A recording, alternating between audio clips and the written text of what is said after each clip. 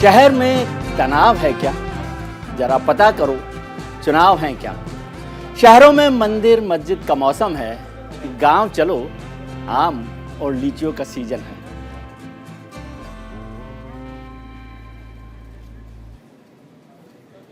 जब घड़ी में बजते हैं रात के 8 तो न्यूज इंडिया पर होती है सत्य की विजय की बात। सत्य जो असत्य पर हमेशा जीत हासिल करता है। सत्य जो कभी कमजोर पड़ता नहीं, कभी झुकता नहीं, कभी रुकता नहीं। नमस्कार, मैं हूं विजय त्रिवेदी। अयोध्या के बाद मथुरा काशी की बारी, आस्था पर सियासी खेल जारी, पर्दानशी एजेंडा।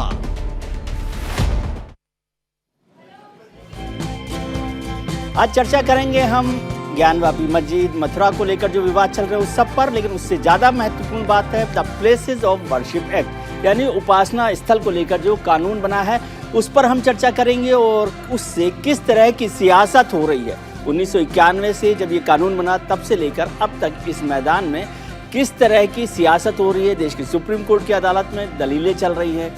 मुस्लिम पक्ष इसी एक्ट को लेकर अपने दावे को मजबूत कर रहा है, वहीं हिंदू पक्ष की इस मामले में कुछ अलग दलीलें हैं। आइए आपको बताते हैं कि आखिर क्या है the places of worship act 1991। The places of worship act 1991 कहता है कि 15 अगस्त 1947 यानी आज़ादी के दिन के बाद से किसी उपासना स्थल का स्वरूप नहीं बदलेगा। इसका मतलब है कि जब जो 15 अगस्त 1947 को जो स्वरूप था वह बरकरार रहेगा, उसी धार्मिक रूप से बरकरार रहेगा। आज़ादी के वक्त अगर कोई मस्जिद थी तो मस्जिद रहेगी। मस्जिद को बदलकर मंदिर, चर्च या गुरुद्वारा नहीं किया जा सकता, ये उसका महत्वपूर्ण है। सेक्शन 3 को देखें, जिसमें धार्मिक स्थलों को उसी रूप में संरक्षित किया जाएगा, बरकरार रखा जाएगा। ये महत्वपूर्ण बात है कि उपासना स्थल जिस धार्मिक रूप में थे वो बरकरार रहेगा, यानी उसके वर्तमान स्वरूप को नहीं बदला जा सकता। इसका एक और महत्वपूर्ण सेक्शन है सेक्शन 4(2), जिसमें कहा गया कि आज़ादी के वक्त अगर कोई मस्जिद थी तो मस्जिद रहेगी, मंदिर था या मस्जिद गुरुद्वारा था तो वो भी उसमें कोई बदलाव नहीं होगा और कोई नया मुकदमा या कानूनी कार्यवाही नहीं शुरू की जाएगी। उपासना स्थल में बदलाव 15 अगस्त 1947 के बाद हुआ तो कानूनी कार्यवाही की जा सकती है, यानी उसके खिलाफ सजा दी जा सकती है, जुर्माना किया जा सकता है।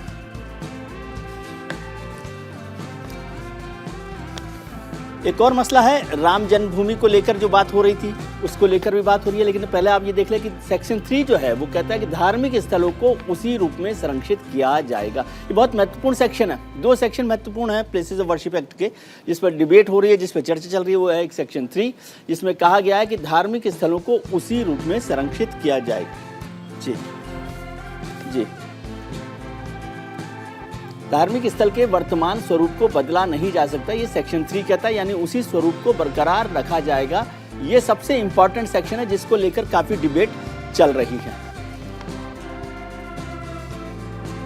सेक्शन 4(2), जिसका हमने जिक्र किया कि ये दूसरा महत्वपूर्ण सेक्शन है प्लेसेस ऑफ वर्शिप एक्ट का, जिसमें कहा गया कि कोई नया मुकदमा या कानूनी कार्यवाही शुरू नहीं की जाएगी, जिसको लेकर काफी हंगामा और काफी बहस हो रही है कि ये कानूनी कार्रवाई नहीं की जा सकती।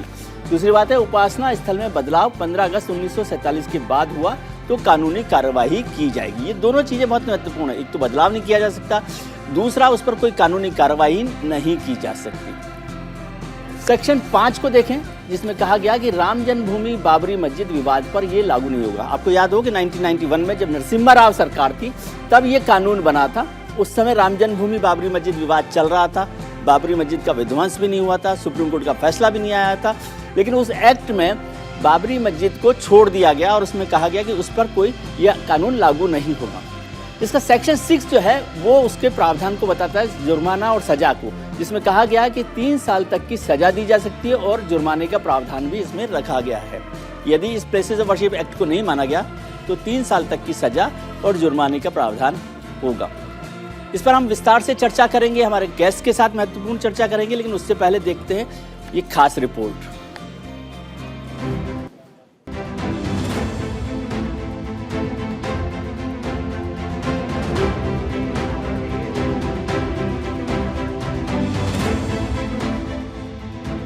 1947 का साल हमारे देश यानी इतिहास को रचने की शुरुआत पर था। इसी साल 15 अगस्त 1947 को हमारा देश पूर्ण रूप से आजाद हुआ था। आजाद भारत के बाद देश की तस्वीर कई मायनों में बदल गई। देश के लोग जाति में बंट गए। देश के लोगों के बीच जाति की एक दीवार खड़ी हो गई। वर्तमान भारत में भी मुस्लिम आबादी काफी तेजी से बढ़ रही है। 1947 में विभाजन के बाद देश में जो मुस्लिम आबादी लगभग 10% थी, वो वर्तमान भारत में मुस्लिम आबादी लगभग 15% तक हो चुकी है। जिस किसी भी देश में एक आबादी 40% से ज्यादा हो जाती है, उस देश में विभाजन जैसी समस्या मुंह बाए खड़ी हो जाती है, जैसा कि 1947 में हुआ था। 1947 में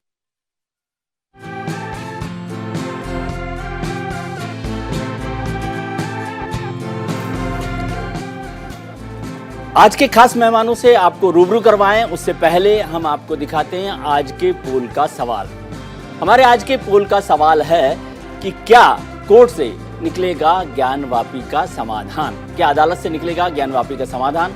आप हमें अपनी राय दे सकते हैं हमारे ट्विटर हैंडल @newsindia247 पर। इसका नतीजा हम आपको शो के आखिर में बताएंगे। आप ट्वीट करके भी अपनी राय हमें दे सकते हैं।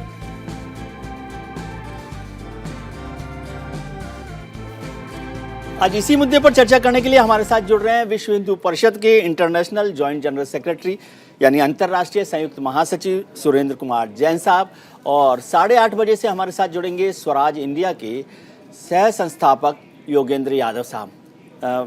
जैन साहब, आपका बहुत बहुत स्वागत है न्यूज इंडिया पर।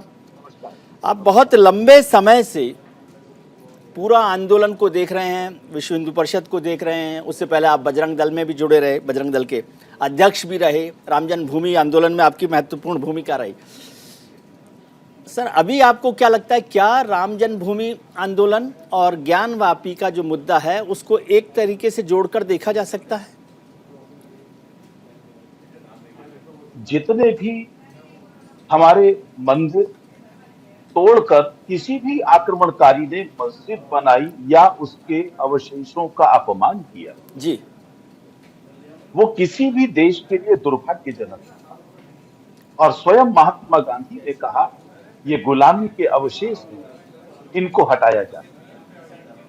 और इसीलिए जैसे ही देश आजाद हुआ, आपको स्मरण होगा विजय कि सरदार पटेल ने गजनी के बनाए हुए स्मारक को हटाकर पवित्र सोमनाथ का मंदिर बनाया जी, इसका प्रयास किया और वो सफल हुआ। स्वयं महात्मा गांधी ने इसके लिए सहमति व्यक्त की। आजादी के बाद होना यही चाहिए था, चाहे वो राम जन्मभूमि हो, चाहे वो कृष्ण जन्मभूमि हो, चाहे वो काशी विश्वनाथ हो या कोई और हो, उन सब पर से मुस्लिम समाज को अपना दावा हटा देना चाहिए और हिंदू समाज के हवाले कर देना जी। क्या दिल्ली के अंदर जार्ज पंचम की मूर्ति नहीं हटी? क्या रानी विक्टोरिया की मूर्ति नहीं हटी? आज वो सब हटकर वहां राष्ट्रीय गौरव के प्रतीक को स्थापित किया गया। ये एक स्वाभाविक प्रक्रिया है जो हर देश में चलती है जी, भारत में भी चलती है। लेकिन दुर्भाग्य, मुस्लिम तुष्टीकरण की नीति के कारण से भारत के सेकुलर पॉलिटिशियंस ने भारत के मुस्लिम समाज को उन विदेशी आक्रमणकारियों के साथ जोड़ दिया जिनका पहला शिकार भारत मुस्लिम समाज था जी। और इसीलिए वो खड़ा हो गया उनके साथ में, और उनको खुश करने के लिए हमारा सेकुलर वर्ग भी उनके साथ खड़ा हुआ दिखाई दिया जी। हमारी मांग देश की संस्थाओं की केवल यही थी। लाखों मंदिर तोड़े हैं भाई, केवल 3 स्थान दे जो महत्वपूर्ण है। हम भुला सकते हैं बाकी चीजों को, लेकिन एक मौका मिला था मुस्लिम समाज के नेताओं को, आगे बढ़ना चाहिए था और ये हवाले कर देने चाहिए, लेकिन ये मौका वो थी जी सर। और अयोध्या को बिल्कुल पता है कि हमको कोर्ट के द्वारा मिला, वो मिलना चाहिए था परस्पर सहमति के द्वारा, जिसके लिए हम सब तरह के थे। जी, आपने 2 बातें कही कि एक तो कि मुगल जो आक्रांता हैं उनको मुसलमानों के साथ जोड़ के नहीं देखना चाहिए, इस पर चर्चा करेंगे। लेकिन आपने जो बात कही कि हम दो स्थलों को मुस्लिम आक्रमणकारी। हाँ बिल्कुल ठीक है। हाँ, आक्रमणकारियों को मौजूदा जो हमारा माइनॉरिटी है उसके साथ नहीं जोड़ना चाहिए, इस पर हम चर्चा करेंगे। लेकिन आपने कहा कि दो और राम जन्मभूमि के अलावा काशी और मथुरा को लेकर दोनों स्थानों को छोड़ देना चाहिए। यह एक मांग है हमारी, आपकी जो मांग है खासतौर से कि ज्ञानवापी को लेकर या मथुरा के श्री कृष्ण जन्मभूमि को लेकर। जब राम जन्मभूमि का सर, मैं थोड़ा सा आपको याद दिलाना चाहता हूँ, जब श्री राम जन्मभूमि का फैसला आया और उसके बाद जब मंदिर निर्माण का कार्य भी शुरू हुआ, उस दौरान प्रधानमंत्री नरेंद्र मोदी जी ने कहा कि अब हमें आगे बढ़ना चाहिए, इस विवाद पर अब विराम लगाना चाहिए, राम जन्मभूमि का मंदिर का निर्माण शुरू हो और देश आगे बढ़े। करीब करीब ऐसी की ऐसी बात वर्बेटम समझ लीजिए, राष्ट्रीय स्वयंसेवक संघ के सरसंघ चालक डॉक्टर मोहन भागवत ने भी कहा था कि हम राम जन्मभूमि को बहुत आस्था का विषय मानते हैं, उस विषय पर काम होना चाहिए था, वो हो गया है और अब हमें सबको मिलकर आगे चलना चाहिए। क्या मैं ये समझूं कि आप इस रास्ते से अलग चलना चाहते हैं या इसको समझने में मुझे भूल हुई है? दोनों बातें आप कर सकते हैं। नहीं विजय, पहले तो ये समझना चाहिए कि काशी विश्वनाथ के विषय को किसने, ये विश्व हिंदू परिषद ने नहीं, अभी इस वर्तमान में कौन गया, तो कोर्ट के अंदर जाने वाली महिलाएं थी जो वहां पर पूजा का अधिकार, उन्हीं के विषय को लेकर चल रहा जी। अभी विश्व हिंदू परिषद उस आंदोलन में कहीं नहीं है जी। ये समाज का स्वयं विस्फुट विषय है जी। और पूज्य सरसंघ चालक जी ने या नरेंद्र मोदी जी ने जो कहा वो आगे बढ़ने के लिए, मुझे लगता है सबको मिलकर आगे बढ़ना चाहिए और इन गुलामी के स्मारकों से पीछा छुड़ाकर एक नए भविष्य की रचना, ये बहुत जरूरी है कि मुस्लिम समाज के नेताओं को भी समझें। जी सर, मुझे थोड़ा सा स्पष्ट करें, मुझे समझ में कम आती है बात, क्योंकि कल जब प्रधानमंत्री जी की कार्यकाल के 8 साल पूरे हुए तो भारतीय जनता पार्टी के राष्ट्रीय अध्यक्ष जेपी नड्डा साहब ने 2 बातें कही। एक बात कही कि काशी और मथुरा जो है बीजेपी के एजेंडा पर नहीं है, पहली बात। दूसरी बात उन्होंने कही प्लेसेज ऑफ वर्शिप एक्ट को बदलने का भी इरादा नहीं है। प्लेसेज ऑफ वर्शिप एक्ट पर हम आगे चर्चा करेंगे, तो ये भी बात वही है। इसको मैं ये समझना चाहता हूँ, जब आपने कहा महिलाओं ने इसको चलाया है, तो क्या विश्व हिंदू परिषद उसको साथ देना चाहती है, उसके साथ लड़ना चाहती है या अपने को अलग रखती है इस पूरे मामले से? मैं पहले नड्डा जी के स्टेटमेंट पर चर्चा करूंगा। जी। राम जन्मभूमि का आंदोलन 500 साल से चल रहा है। जी। स्वतंत्र भारत में 1947 से तभी से चल रहा है। जी। विश्व हिंदू परिषद ने 1964 के अंदर इस आंदोलन को 1983 के हाथ में लिया, लेकिन उस समय की भाजपा ने पालमपुर के अधिवेशन में 1989 के अंदर इस आंदोलन के ऊपर प्रस्ताव पास किया। जी। इसलिए वो क्या प्रस्ताव पास करते हैं, भाजपा का क्या एजेंडा है, ये भाजपा के लोगों तक सीमित रहता है। समाज का क्या एजेंडा है ये समाज तय करता है। राजनीतिक पार्टियां जब उनको ठीक लगता है वो उसको फॉलो करती है। ठीक है। या पहले राजीव गांधी ने फॉलो नहीं किया जब उन्होंने अयोध्या से अपने चुनाव का प्रारंभ करते हुए चुनाव अभियान का और ये कहा था भारत में राम राज्य हम लेकर आएंगे, तो उन्होंने बिना घोषित किए हमारे एजेंडे को फॉलो करने की कोशिश की थी। वो दुविधा में थे इसलिए नहीं कर पाए। जी। तो भविष्य में क्या होगा, भाजपा क्या प्रस्ताव पास करेगी हम कह नहीं सकते। बिल्कुल ठीक है। लेकिन ये समाज के मुद्दे हैं, समाज लेकर आगे चल रहा। अभी हमने इस मुद्दे के ऊपर तय किया है, हम पहले भव्य राम मंदिर बनाने का एक काम अपने हाथ में ले 2023 तक उसका गर्भगृह बनकर तैयार हो जाए, रामलला विराजमान हो जाए। इस समय हमारी प्राथमिकता इस बात की है, लेकिन ध्यान रखना समाज हमारी प्राथमिकता से नहीं चलता। समाज कैसे प्रतिक्रिया करता है उसका निर्णय तो समाज ही करता है। बिल्कुल ठीक, आपने बहुत स्पष्ट तरीके से बात बताई।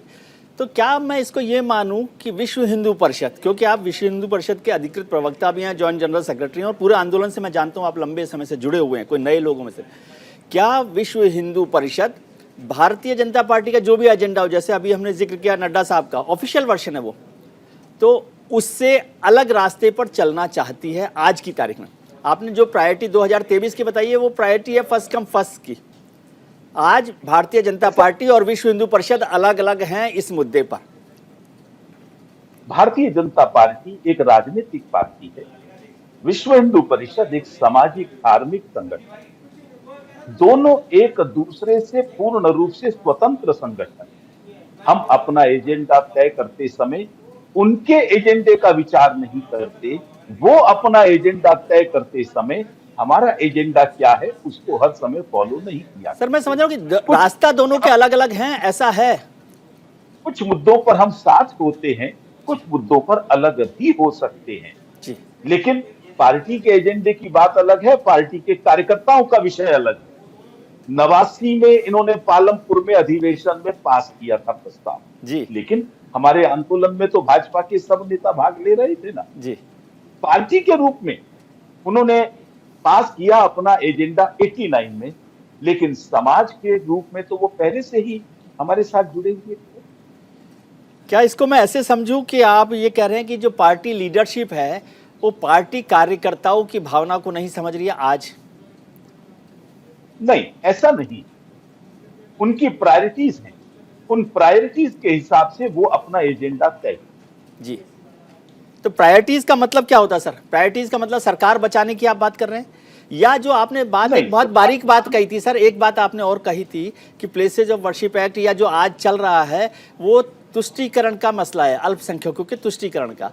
अब यूपीए की सरकार गए हुए तो 8 साल हो गए, तो वो तो अल्पसंख्यकों का तुष्टीकरण नहीं कर रहे। क्या आप कह रहे हैं मौजूदा सरकार अल्पसंख्यकों का तुष्टीकरण की वजह से खुद को इससे दूर रखना चाहती है? नहीं, इसका कोई अर्थ नहीं है जी।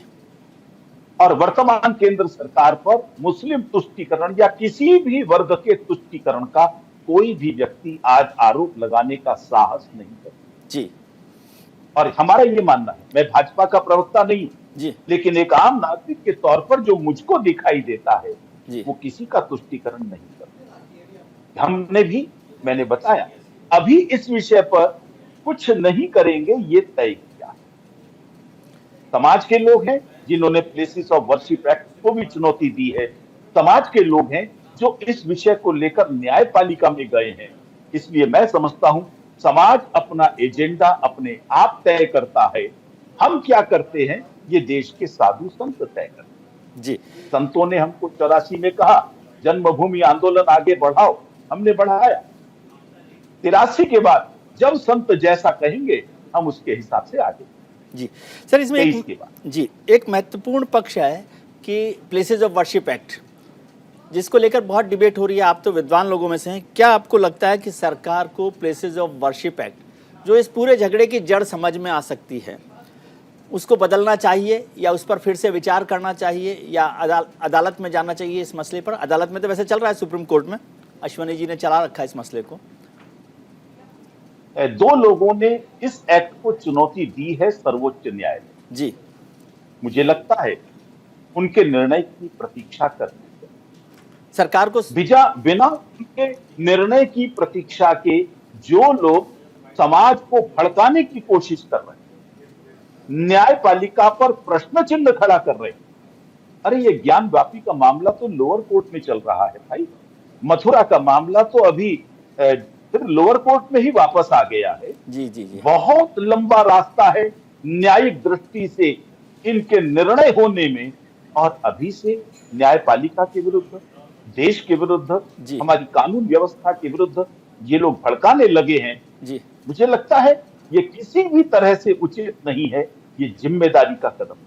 जी, एक चीज ये बीजेपी अध्यक्ष जेपी नड्डा साहब ने कानून और संविधान का हवाला देकर ज्ञानवापी मुद्दे के मामले में बीजेपी का स्टैंड भले ही साफ कर दिया हो, लेकिन साल 1989 में बीजेपी के पालमपुर अधिवेशन में राम मंदिर मुद्दे पर जो एजेंडा बना वो बीजेपी के लिए सियासी संजीवनी से कम नहीं था। बीजेपी का पालमपुर रिजोल्यूशन प्रस्ताव 1989 में बीजेपी मुद्दे ने राम मंदिर मुद्दे को एजेंडा बनाया। अटल बिहारी वाजपेयी ने पहली बार राम मंदिर का मुद्दा उठाया। बीजेपी के चुनावी एजेंडे में शामिल हुआ राम मंदिर। 1989 से पहले वीएचपी का एजेंडा था राम मंदिर मुद्दा, जैसा कि अभी सुरेंद्र साहब जैन साहब भी कह रहे थे। 1990 में बीजेपी ने देश भर में मंदिर आंदोलन को तेज किया और 1991 में देश के सबसे बड़े सूबे यानी उत्तर प्रदेश में बीजेपी की सरकार बनी।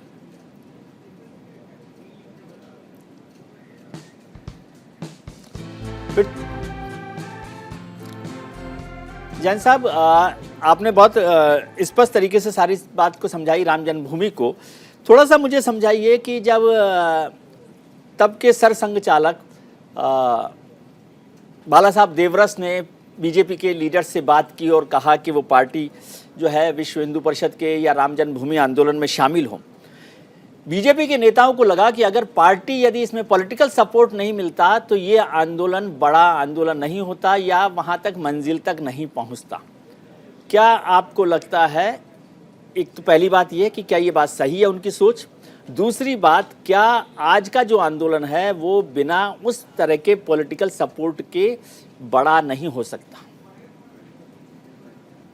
मैं बाला साहब देवरस ने उस समय के भाजपा नेताओं से क्या कहा, इस पर कोई टिप्पणी नहीं करना चाहूंगा जी, क्योंकि मुझे इस घटना के बारे में पता नहीं। जी।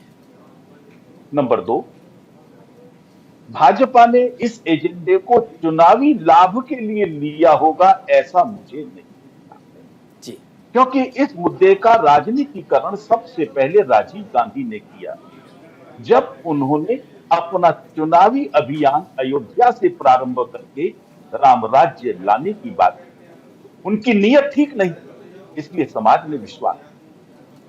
फिर उसके पश्चात उन्होंने तुरंत साथ में खड़े होने का फैसला कर दिया मुस्लिम पर्सनल लॉ बोर्ड के साथ जी। और जब वो राजनीति खेल रहे हैं तो हर राजनीतिक पार्टी को अधिकार है कि वो हर मुद्दे के ऊपर अपना राजनीतिक स्टैंड।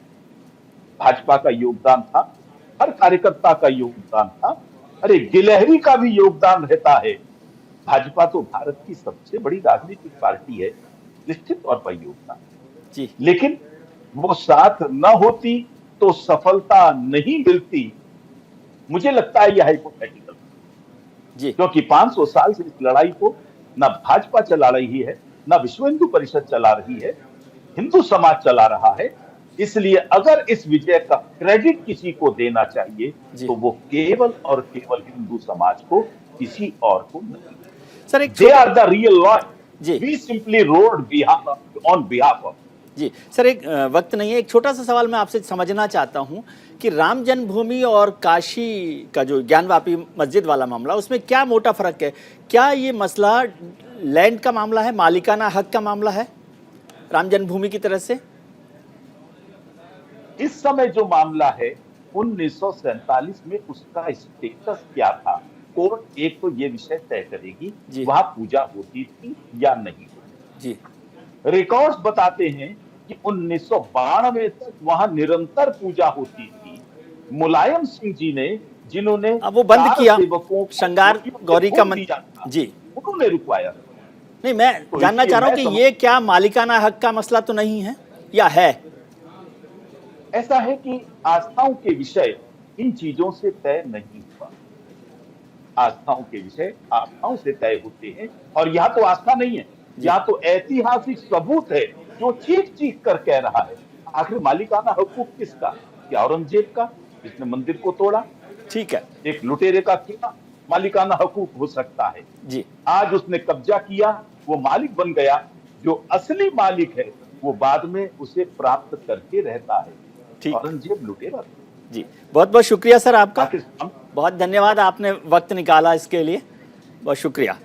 ब्रेक पर जाने का वक्त है, लेकिन ब्रेक पर जाने से पहले आज के पोल का सवाल एक बार फिर आपको बताते हैं। आज के हमारे पोल का सवाल है कि क्या कोर्ट यानी अदालत से निकलेगा ज्ञानवापी का समाधान? आप हमें अपनी राय दे सकते हैं हमारे ट्विटर हैंडल @newsindia247 पर ट्वीट करके भी आप अपनी राय दे सकते हैं कि क्या कोर्ट से निकलेगा ज्ञानवापी का समाधान।